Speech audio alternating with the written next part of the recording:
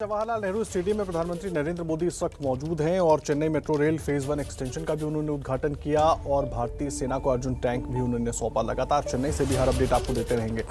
लेकिन देखिए, अगर बिना किसी विवाद में पड़ते हुए ये कहना पड़े कि भारत और चीन के बीच आखिर ऐसा क्या हुआ कि सेनाओं को पीछे हटाने पर आपसी समझ बन गई है। जानकारों के मुताबिक इसके पीछे सिर्फ सामरिक शक्ति का मुजाहिरा भर शामिल नहीं रहा, बल्कि इसके पीछे गहरी कूटनीतिक समझ दिखाई गई। देखिए हमारी खास पेशकश कर्नल दानवीर के साथ। चीन द्वारा पिछले वर्ष अप्रैल मई 2020 के दौरान ईस्टर्न लद्दाख की सीमा के समीप भारी संख्या में शस्त्र बल तथा गोला बारूद आदि इकट्ठा कर लिया गया है। चीन द्वारा येलेशी के पास कई बार ट्रांसग्रेशन का प्रयास भी किया गया था। हमारी सशस्त्र सेनाओं ने उन सभी प्रयासों के दृष्टिगत उपयुक्त जवाबी कार्रवाई की थी। अध्यक्ष महोदय, राष्ट्र के साथ इस सदन ने भी उन वीर भारतीय सैनिकों को श्रद्धांजलि दी थी। लोकसभा में, राज्यसभा में डिफेंस मिनिस्टर आते हैं, कहते हैं कि समझौता हो गया, और समझौता किस बात का हुआ? समझौता यह हुआ कि नरेंद्र मोदी जी की सरकार ने हिंदुस्तान की पवित्र जमीन चाइना को पकड़ा दी। समझौता नरेंद्र मोदी जी ने यह कहा है कि हम अब फिंगर 3 पे अपना पोस्ट लगाएंगे। मतलब फिंगर 4 और फिंगर 3 के बीच जो जमीन थी, जो हमारी पवित्र जमीन है, वो नरेंद्र मोदी जी ने चाइना को हमेशा के लिए दे दी है।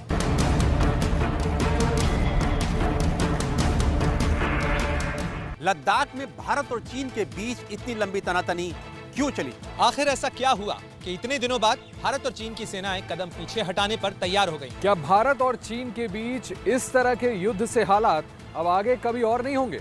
क्योंकि चीन ने भारत के धैर्य और हिम्मत को अच्छी तरह से समझ लिया है और उसे ये बात अच्छी तरह से समझ आ गई है कि अब भारत की जमीन को और कब्जा करना उसके लिए आसान नहीं रहा। हिंदुस्तान की सेना गलवान से लेकर पैगोंग त्सो तक चीनी सैनिकों का डटकर मुकाबला करती रही। हिंदुस्तान की सेना ने पूरी सर्दी इस हाई एल्टीट्यूड टेरेन में चीनियों का मुकाबला किया। 1962 के बाद पहली बार दोनों सेनाएं आमने सामने हुई, झड़प हुई, जिसके अंदर 20 सैनिकों ने अपनी शहादत दी।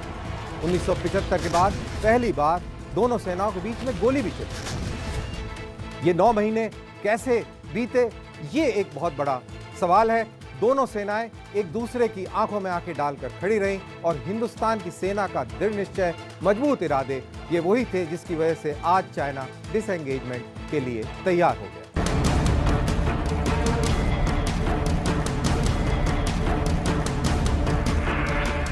पिछले साल यानी अप्रैल मई 2020 में जब भारत पूरी दुनिया के साथ कोरोना से जंग लड़ रहा था, कोरोना के मरीजों की तादाद लगातार बढ़ती जा रही थी और मरने वालों की संख्या भी बढ़ रही थी, उस वक्त भारत की सीमा में चीनी सैनिक घुसपैठ करने की कोशिश कर रहे थे। लद्दाख में गलवान घाटी से लेकर पैंगोंग झील तक कई इलाके चीनी सैनिकों के निशाने पर थे। चीनी रणनीतिकारों को लगा कि भारत कोरोना से जूझ रहा है और ऐसे में घुसपैठ पर उसका ध्यान नहीं जाएगा, मगर चीन की यह चाल गलत साबित हुई। चीन जिस मंसूबे के साथ भारत के साथ लाइन ऑफ एक्चुअल कंट्रोल को बदलने की कोशिश कर रहा था, उसे भारतीय सेना का जबरदस्त विरोध मिला और दोनों ही सेनाओं के बीच झड़पों की खबरें आने लगी। ये सारी झड़पें बड़ी मामूली सी लग रही थी, लेकिन 15 और 16 की रात को जो खूनी खेल गलवान नदी के किनारे हुआ, उसके बाद मामला ऐसा लगा कि बिगड़ गया है और युद्ध की ओर अग्रसर।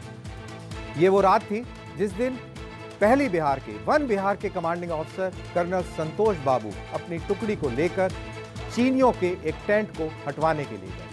उन्होंने चीनियों से दरखास्त करी कि आप इस टेंट को हटा दें, लेकिन चीनियों ने उनकी बात नहीं मानी और उनके ऊपर हमला कर दिया। वन बिहार के वीर सैनिकों ने जमकर मुकाबला किया और इस मुकाबले के अंदर कर्नल संतोष बाबू समेत 20 सैनिकों ने अपनी जान की आहुति दे दी। और ये भी कहा जाता है कि चीनियों के 45 सैनिकों को भी इन सैनिकों ने मार दिया। अगर भारत ने संयम नहीं दिखाया होता तो ये विवाद जंग की तरफ जा सकता था।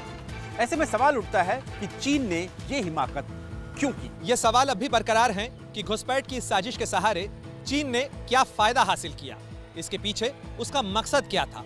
अपने मंसूबों में वो वो कामयाब हुआ या नाकाम रहा। चीन ने जो सुलूक भारत के साथ किया और उसका सही जवाब जो भारत ने चीन को दिया, क्या चीन को उसकी उम्मीद नहीं थी? 29 और 30 अगस्त की रात को जिस तरीके से हिंदुस्तान की सेना ने कैलाश रेंजेस को ऑक्यूपाई किया, इसकी उम्मीद चाइना को बिल्कुल भी नहीं।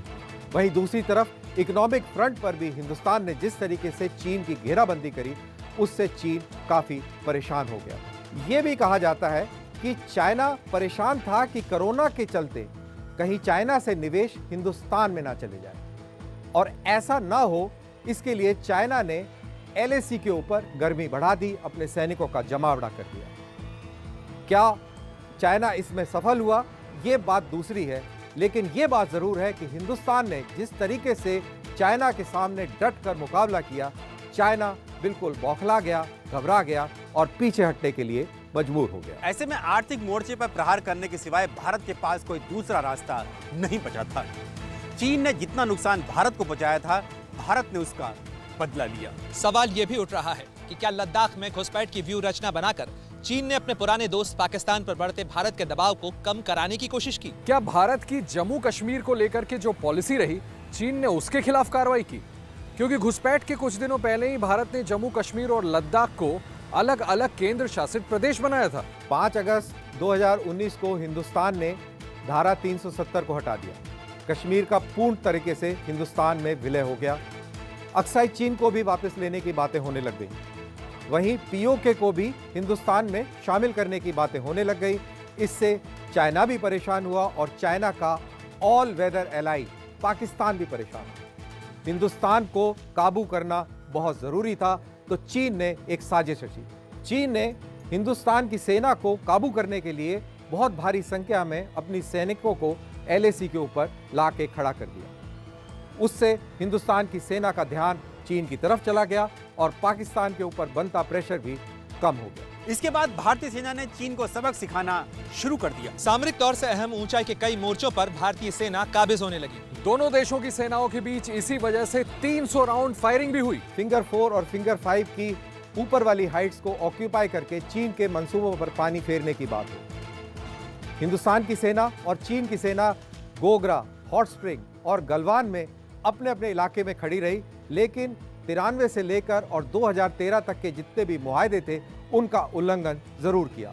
वहीं देप्सांग के अंदर भी हिंदुस्तान की सेना अपने इलाके में और चीन की सेना अपने इलाके में रही, लेकिन फर्क ये था कि चाइना की सेना ने हिंदुस्तान की सेना को 10, 11, 12, 12A और 13 पेट्रोलिंग पॉइंट पर पेट्रोलिंग करने